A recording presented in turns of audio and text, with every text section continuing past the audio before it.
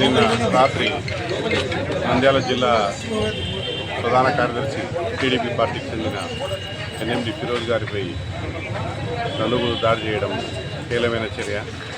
ఆయన రాజకీయ ఎదుగుదలను ఓర్చుకోలేక అతనికి ప్రజలలో ఉన్న సింపతిని ఆదరణను ప్రజాదరణ ఎక్కువ కలిగిన వ్యక్తి కావడాన్ని కొంతమంది ఓర్చుకోలేక వాళ్ళు జీర్ణించుకోలేక ఆ ఎదుగుదలను ఎలా అడ్డు వేయాలా అని చెప్పి అతన్ని బెదిరించాలనో భయపించాలనో దాడి చేసినట్టుగా తెలియవస్తూ ఉంది. టీడీపీ అధిష్టానం దృష్టికి వెళ్ళింది, వాళ్ళు ఎంక్వైరీ చేస్తున్నారు. ఎంక్వైరీలో పోలీసు వాళ్ళ ఇన్వెస్టిగేషన్ జరుగుతూ ఉంది. నిజానిజాలు బయటకు వస్తాయి. దీని వెనక ఎవరున్నారనేది కూడా తెలుస్తుంది. నాకు తెలిసి ప్రధాన నాయకుల పని కాదు, కింద లీడర్లు ఏదో చేశారని చెప్పి అన్న ద్వారా తెలిసిందే. అతను కూడా అదే అంటున్నారు, రోజు గారు కూడా.